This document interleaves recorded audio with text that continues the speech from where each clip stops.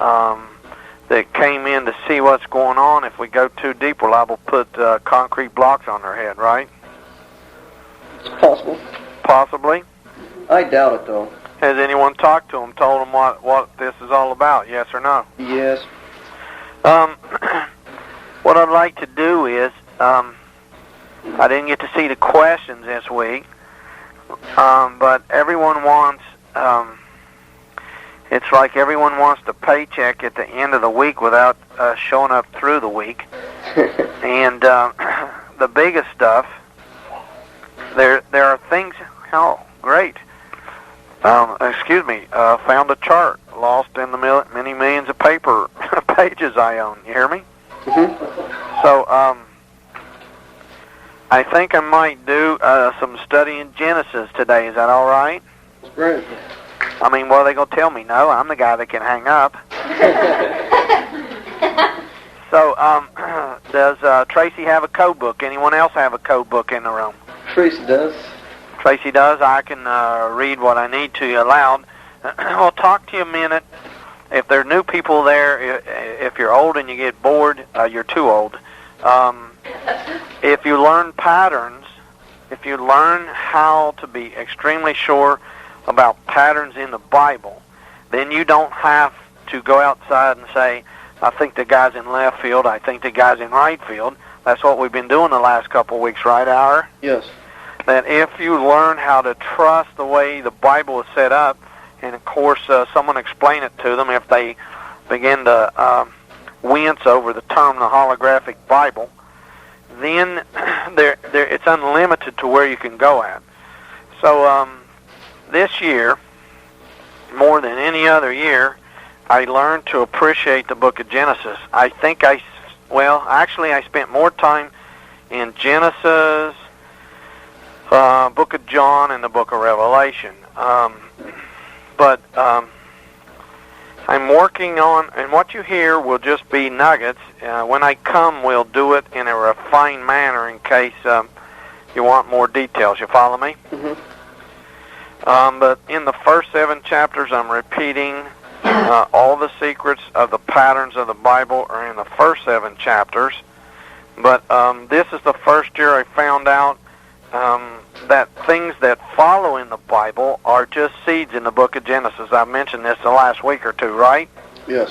Yes? Yes. Is everybody turning to Genesis? Everyone's there. And tell Tracy if she wants to. All I want her to do if I say something, I just want her to verify the people in the room, because you can hang around later and look in the code book and someone can explain it to you where we got these numbers and why they're in order. So Tracy needs to get her code book open to the beginning numbers, the low numbers, page 1. Yep. I think I recognize that voice in the back. That's me. So I've got company, and I saw the lady jump up to get her code book. And we sort of have to go slow on the phone. That's why I want to come in person. I told Ira I want to be there, at least give you enough time to sell your house after I come, you know. If it's a successful meeting, there'll be some for sale signs on the house. Don't worry about the new people. We can replace them if they get offended early. We have, here's the way I did the book of Genesis. I studied the first 7 chapters over and over and over until I mastered them. If you look in a spreadsheet that Tracy has, you'll see that the next 7 chapters go under it, like notes on a lower octave, and then the third and so forth. I took the book of Genesis with that code book, and I tried to find the meaning of each number correlated to each chapter. It had to work here, or there was no use studying any place else in the Bible. In other words, all the Hebrew words that equaled 1, I would look for them in chapter 1. Any Hebrew word that equaled 2, I had to look in Genesis 2. This is where I began. Now, before I did that, I had another code. And people, when they hear the infinity code, they think it's one simple code, you know, like learning to play chess or the rules of checkers or some other mundane subject. It's not so. We call it the infinity code, but I don't tell them everything that's there, because we don't want to electrocute some minds that can't handle high voltage. In Genesis 1, there is so much hidden that if people get bored, they've already missed the first rule in the Bible. Not only are the days of creation listed in Genesis 1, but someone tell me, I think we covered this last week, what's the first thing that God does in verse 3? Talk to me. I heard somebody got it? Let there be light. Let there be light. So, of course, I divided the spectrum. I took the colors, and I searched until I found red in Genesis 1. I used to think it was orange. I told you I corrected that. Someone look real fast and see if you can find the word gold in Genesis 2. I had to find something yellow in Genesis 3, something green in Genesis 4. You got it? And I found this. Here we have a code. We have a division of sevens. We have two division of sevens that are apparent and one hidden. Who knows what else is in Genesis 1? But the very days of creation, and we have the colors. So if you would picture a chart, I have a chart here. I have a buddy here who has driven 1,000 miles. He and his wife came to overhaul my study to help me with what we sense is about to happen. You got me, Ira? Yes.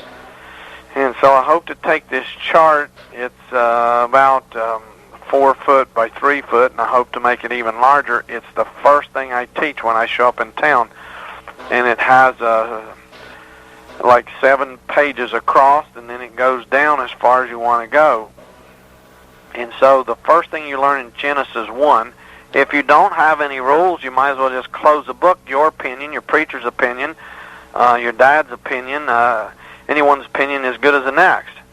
But if I'm going to study this book, I have to have some rules to study by. The first thing I notice is it was important for him to create light. Notice he hasn't created the sun and the moon and stars yet, so it must be some other light that's not connected to hydrogen fusion. So when I break the spectrum of light and get 7 colors, I can match them in the first 7 chapters of Genesis. I have done that. Later I started off in Matthew and matched them, but since everything that God does is in sevens, those octaves, you follow me, of light and those colors keep racing through the Bible, and you can find that in Tracy's spreadsheet running down the side. Next thing I learned in Genesis 1 is that the days of creation were extremely important. Now, it's amazing that what you don't understand in the Bible, I thought about today. You know what the most unique thing is about the Bible? It's written so a believer can see incredible things, but a skeptic can read the same thing and can't see anything. Now tell me that's not incredible. You know who I think wrote it? Same one that created the brain and the mind. What do you think? Mm-hmm. It's written in such an incredible manner that a person who's a believer can see, have great depth, but a person that's a skeptic can't see anything. So the main rule on studying the Bible is if you don't understand something, don't spout off, and whatever you do, don't call the TV evangelist. And you're probably safe if you don't go down to the corner and join the first church you run into. The point is you're supposed to keep reading. If you keep reading, you will find things later that will help you the next time you come through Genesis. Did you know you have to go halfway through the Bible to even find the Hebrew alphabet? Yes. You have to have read half the Bible before you even run into it. But when I run into it, I can back up to Genesis, and then I'm going to do another code, and it's based on the letters of the alphabet. And I'm going to take the first Hebrew letter, and I'm going to get me a concordance, and I'm going to find out what that letter means. I don't trust the Bible dictionaries. I don't trust preachers. Did I say that, Ira? I don't trust preachers. Anybody's a fool, trust the Pope. Oops, it's on the public phone line. I got to quit talking like that.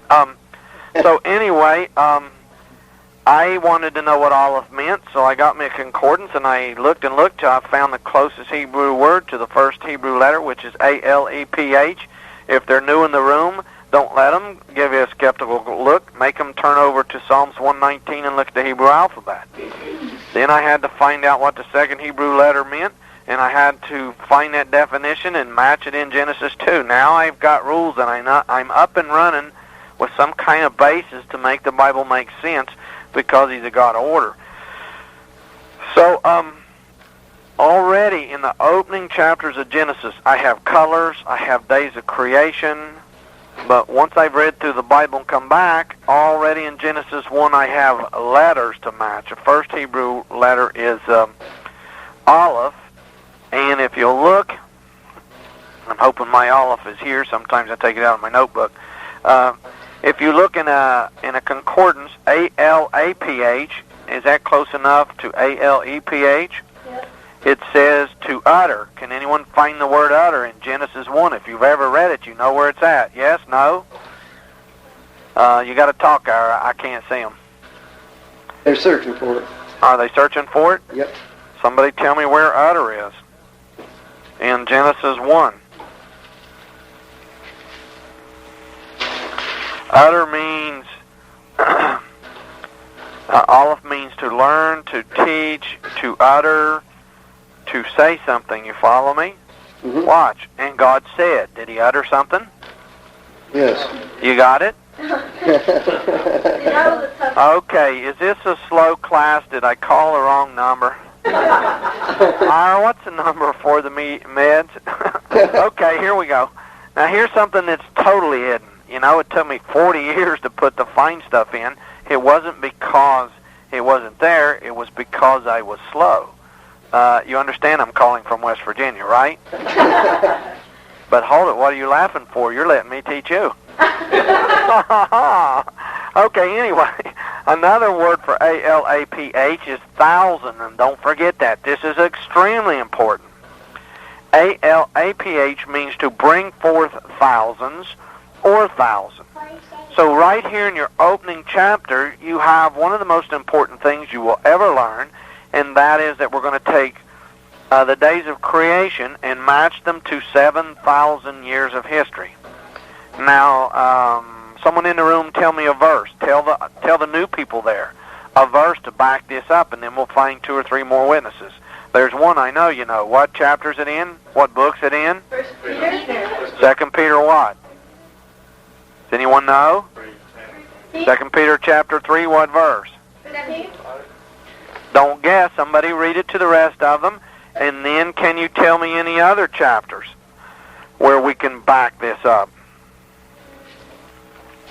Verse 8. That's correct. It's 2 Peter 3:8. While you're there, I'm heading someplace else. So read it for the new people. And I don't care if you read it a dozen times. This is extremely important, because if you don't figure out what time it is, you're going to be in a lot of trouble when the clock lines up where it's supposed to be. Isn't that right, Lenny? I got my buddy here named Lenny, and I got an amen corner. If I can't get one over the phone, I'll get one at my house. Okay. So someone will see who can turn to Psalm 90 real fast, very fast. Psalm 90. And how far would you have to read to find me a second witness about a day being the equivalent of 1,000 years? 4. Did you say 4 hour? Yes. Read to them fast. 4,000 years in the sight are but as yesterday when it is past, and as a watch in the night. 1,000 years in thy sight are but as yesterday. And there's another one, but it's always late at night here. I get up early. I'm tired. Maybe I'll find it by the time I wander into Las Vegas. There's a third verse in the Bible talking about this. So you see in the opening chapters of Genesis, we have all kinds of important patterns and codes that are breaking forth.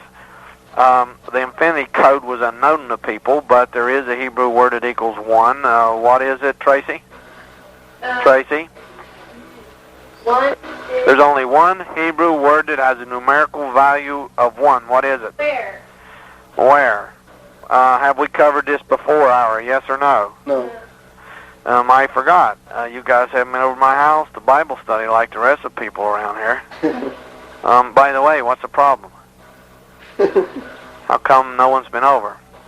When Paul and I broke this code, I couldn't wait to find out what the only Hebrew word would be. I didn't know. There could have been more Hebrew words that equaled 1. I thought it'd be something very shocking, something very powerful. And when I finally found it, it was one little Hebrew word that said where. So why is this an important word? Have we covered this before, yes or no? No. They say no? No. What's the number one question that people ask about God? Tell me in a hurry.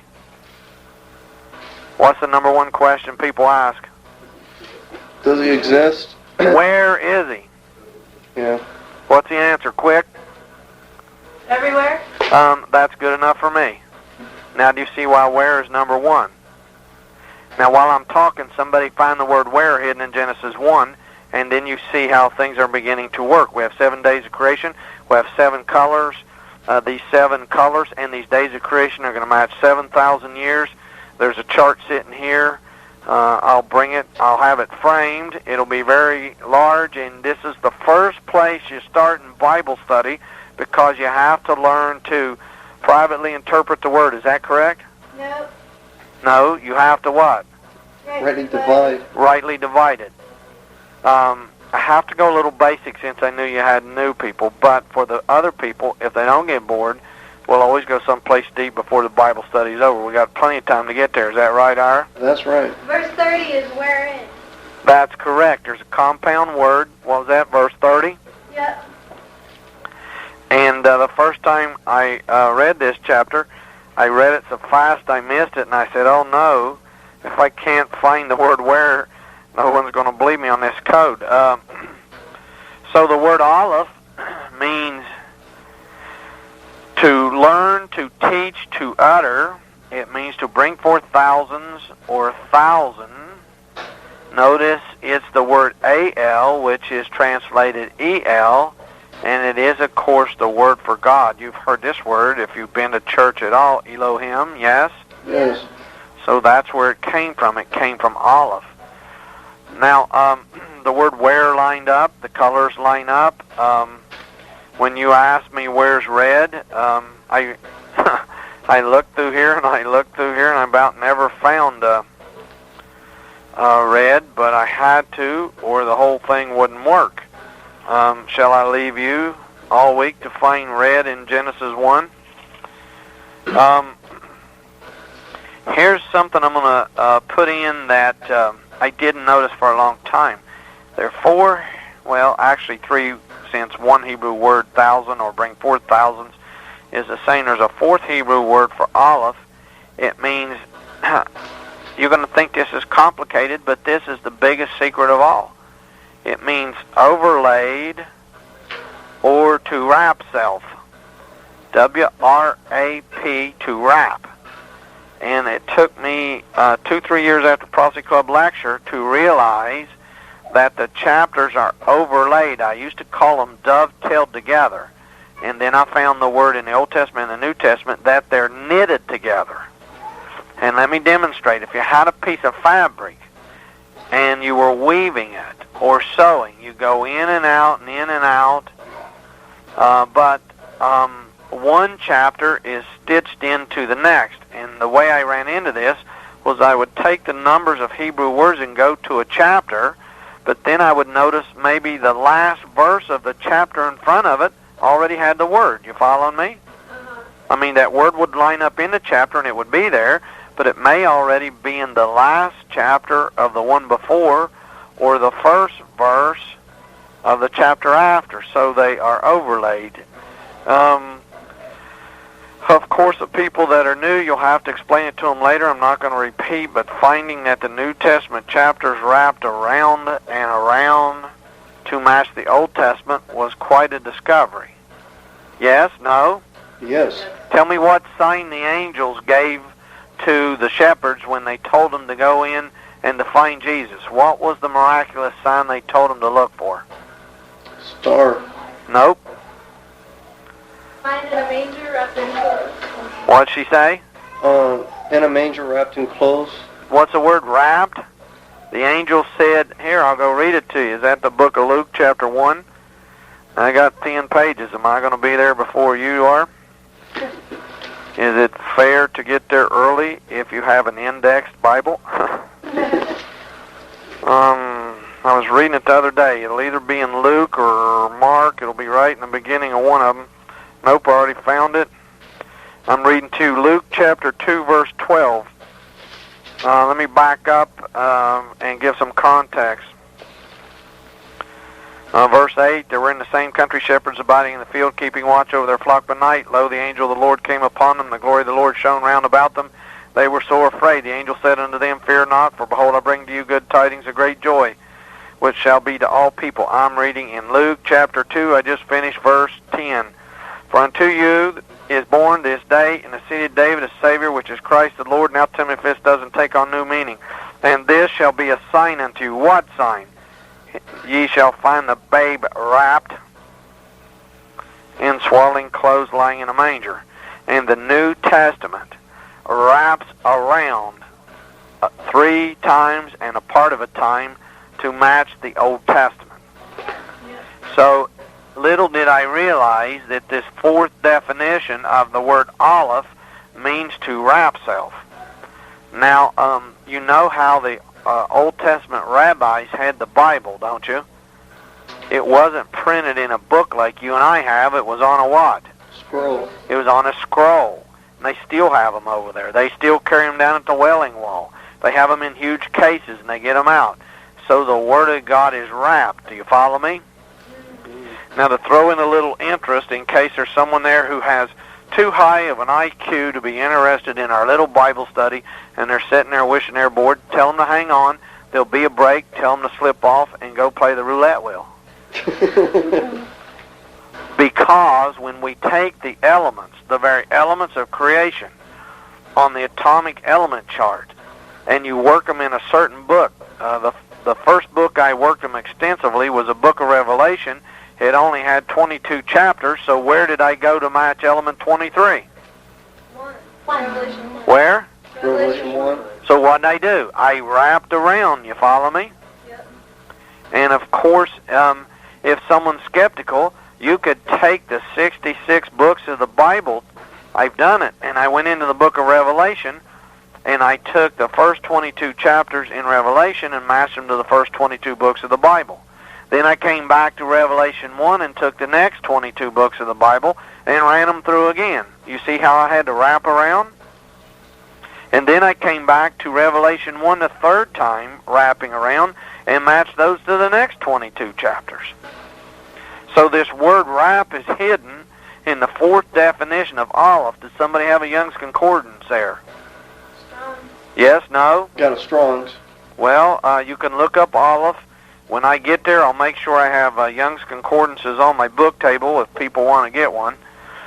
But this word wrap self all of a sudden has an incredible definition. So since the chapters are wrapped with different kinds of information, I mean, I've done the elements, I've done the very books of the Bible, I'm working on so many Bible studies at once, I can't do them all. I haven't wrapped Genesis to see if it does something.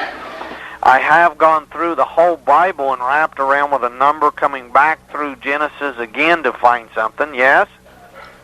Let me give the people that are looking for nuggets something to chew on, and we're going to take a break in about 10 minutes, or 15, or 20. So in Daniel, how long were the people supposed to wait to in Daniel 12? Someone should know off the top of their head. How long were what? How long do they wait? Blessed is he that waiteth to the how many days? 1290. There's 2 numbers there. What were they? 1290. 1290, 1335. Well, if you were going to match that to chapters of the Bible, how are you going to find it when there's only 1,189 chapters in the Bible? I haven't mentioned this too many times to people.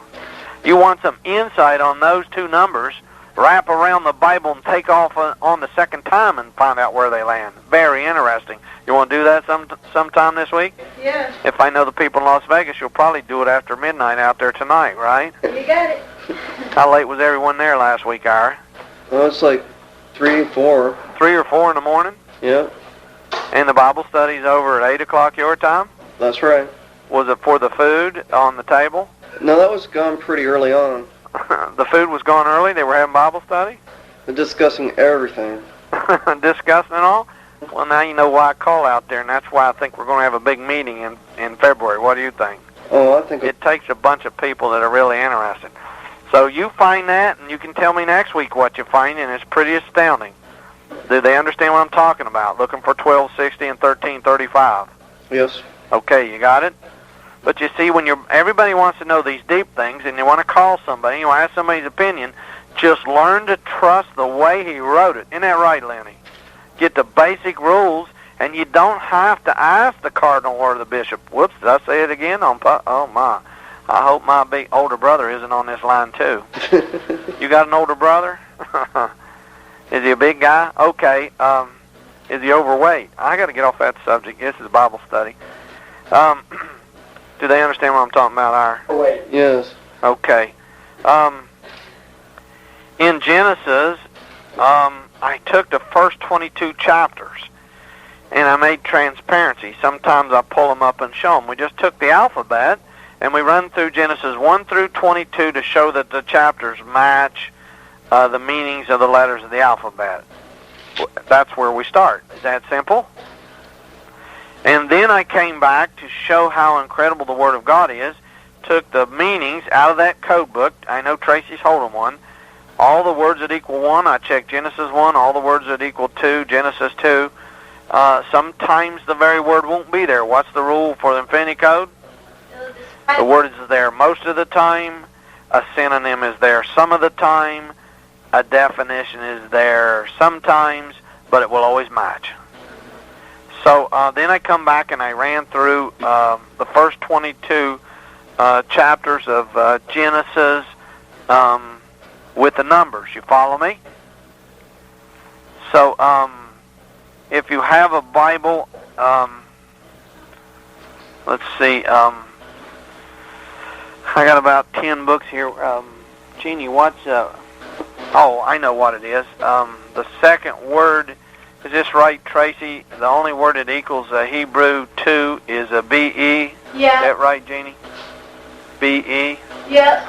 B, and it means in, on, so forth. Do you see it? Well, all those words are common in Genesis 2. Do you hear me? Okay, here we're doing a Bible study in case you're bored and you're wondering when we're going to get started. Look at Genesis 3. There's a Hebrew word, A-B, like in Abba, the rock group. It means desire. Look in Genesis 3:6 and Genesis 3:16, and you'll see those two words. Desire, desire. You follow me? Right. You got them? There's a Hebrew word that threw me here for a little bit. I mean, bright and early, it's set up like a bear trap for the intellectual who is conceited and proud. The fourth Hebrew, there's only one Hebrew letter that has a numerical value of 4. It's spelled G-E. I would love to look through some old G-E ads. I found some, but I'm looking for G-E ads with the word proud. The word proud is not in Genesis 4. Now what are we going to do, Ira? Gotta find it. Let's can the Bible study. This whole thing is inaccurate. What do you think? I don't know. Matter of fact, I went to Exodus 4 looking for proud and Leviticus 4. First I thought, what is all this? Somebody turn to Daniel 4 real fast towards the end of the chapter and tell me what verse you're going to find the word proud in. First we have to prove to you that this book is in order. How much he chooses to show you in a given book or a given chapter is completely up to his will. But the pattern is there. Go to Daniel chapter 4, towards the end of the chapter. I'm flipping over there because I haven't heard you tell me. 37.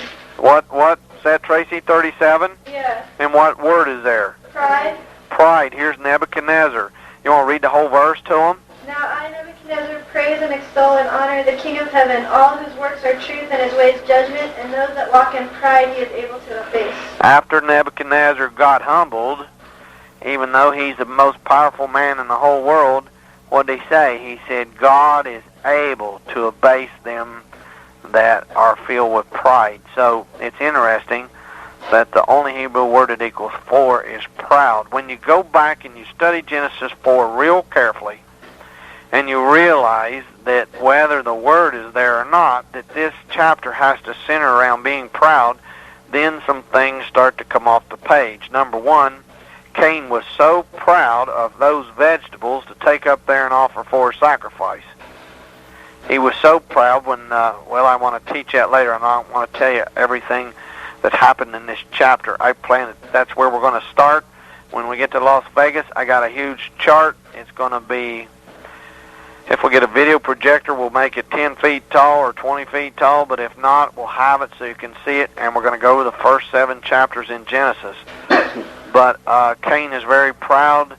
Notice that Lamech is bragging in verse 23. He is bragging, and he is very proud of the fact that he's just killed someone in self-defense. I'm going to move on because I know there's always people that don't believe what they hear. There is a Hebrew word. It's spelled with 2 letters, a D and an A, and it means this, a simple word, this. Are you hearing me? As people out there take notes? Yeah. Myra? Mm-hmm. It's a Hebrew word, D-A. You can check Tracy's code book. We're getting new code books made. There were errors in the last. We re-edited. We have Hebrew up the middle. We'll be bringing them with us. I may send a batch out to your Bible study before I get there. D-A means this, T-H-I-S. Someone read to me the first word in Genesis 5. This. And look in Genesis 39. He called his name Noah, saying, this same. So I'm moving to a Hebrew word that equals 6. I'm looking for it in Genesis 6. There is a word spelled H-E, and it has a value of 6, and it means to behold. Someone see how fast you can find the word behold in Genesis 6. Look in verses 13 and 17.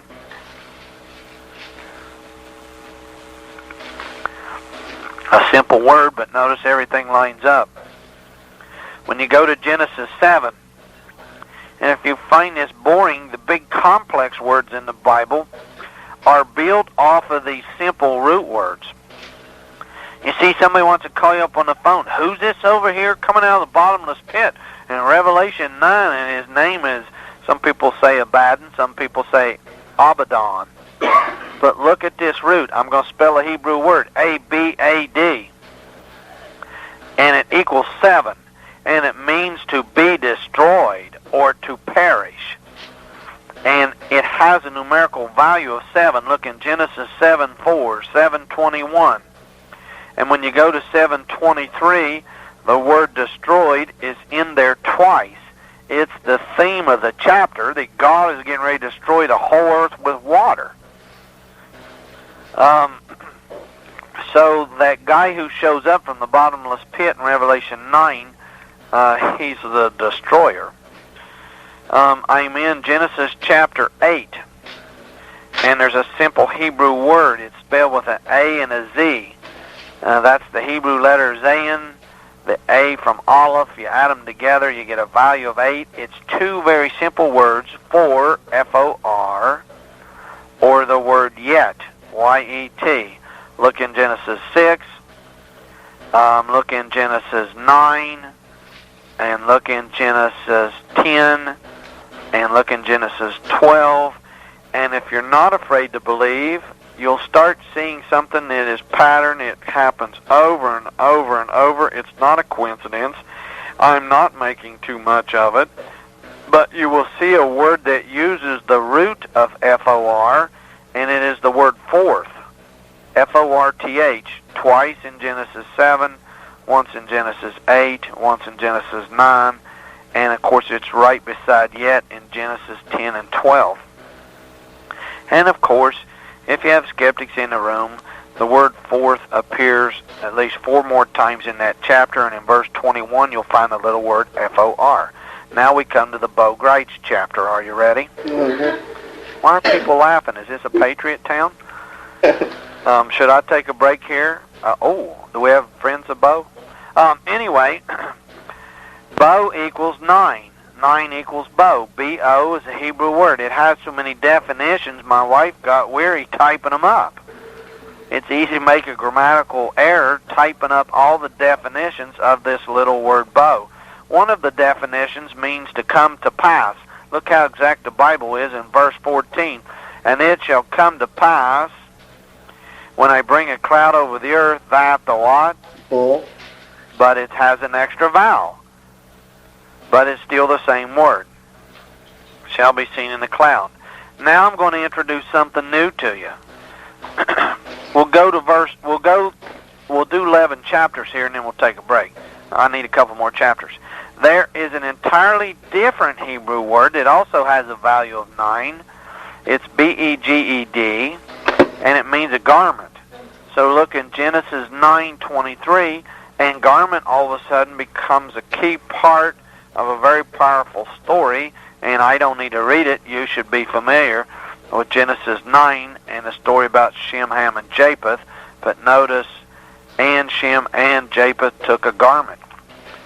When you go to Genesis 10, it's going to be just like Genesis 4. There's a word that means something, but this word is not in the chapter. G-A-B-A-H means to be exalted, to be lifted up, or proud again. So, when you read the chapter, you can't find any of this. But who do you find in Genesis 8 and 9? We're in Genesis chapter 10, verses 8 and 9. By Nimrod. Nimrod. You find Nimrod in Genesis 10, 8 and 9. Would you say he was exalted, or he was lifted up, or he was proud? Mm-hmm.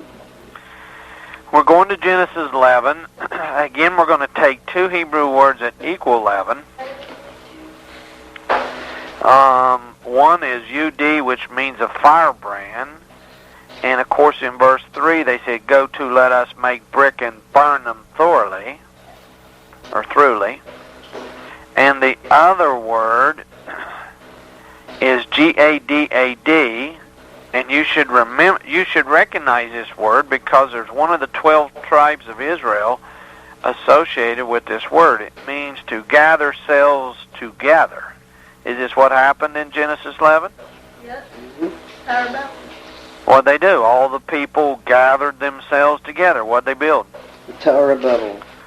Lord said, behold, the people is one in verse 5, and they all have one language. And this is a very important chapter. So they've been sitting here an hour. Let them take a break. Stretch your legs, go to the bathroom, get a drink of water. The people that are new can call a taxi, and I'll be right with you. Very powerful, hidden in Genesis 11. Now the first,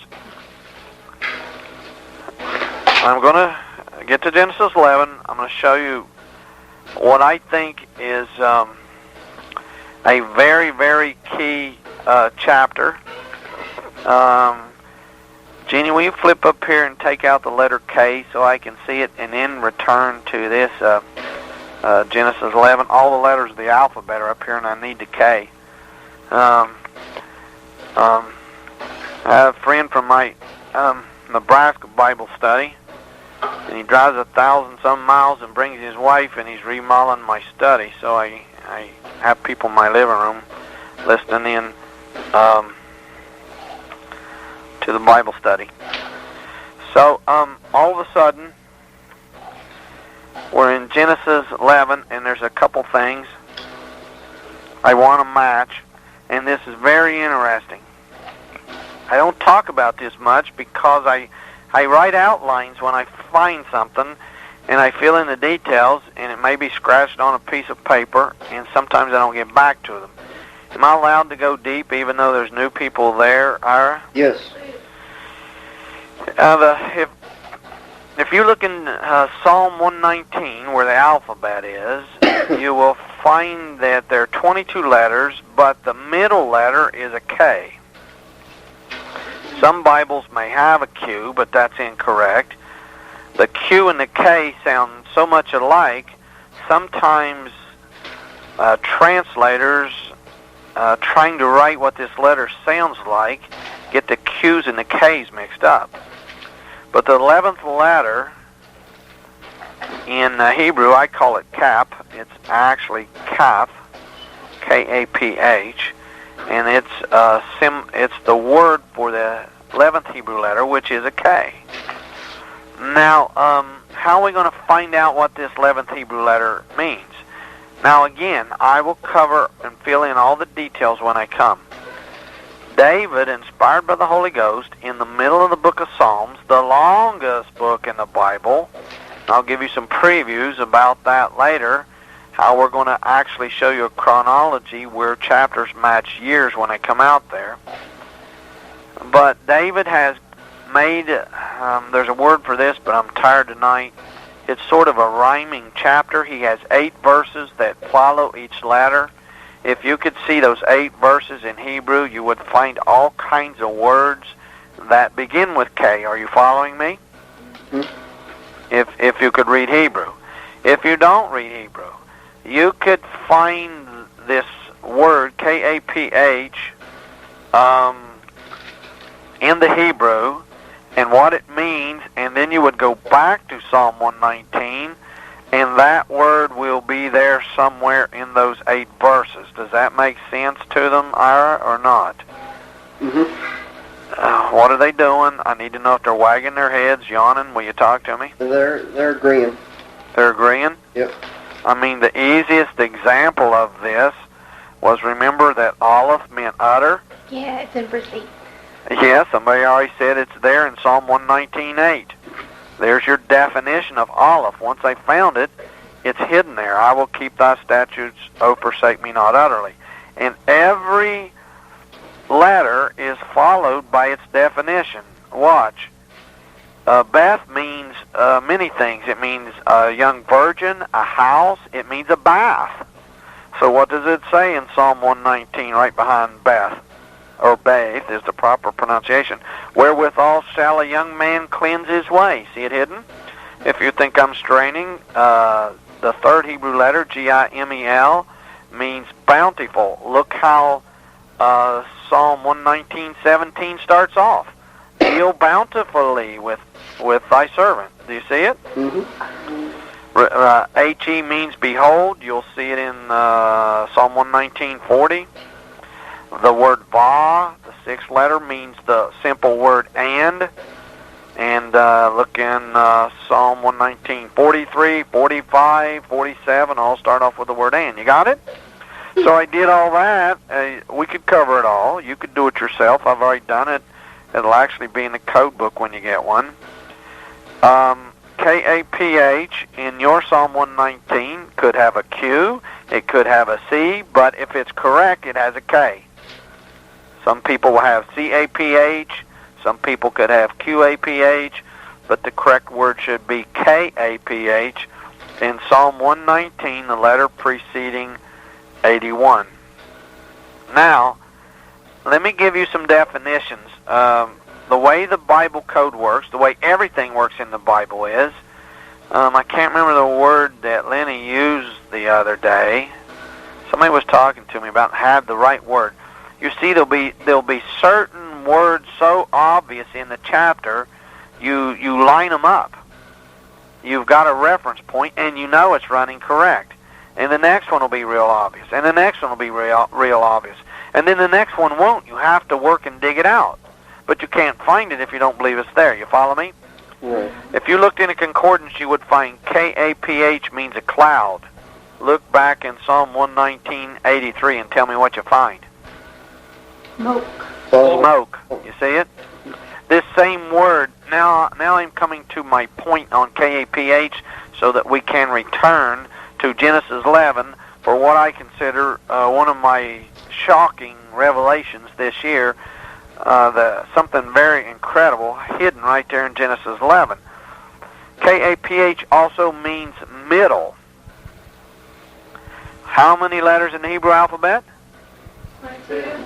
22. What letter are we in when we are at the K-A-P-H? 11. We are at the middle of the Hebrew alphabet. K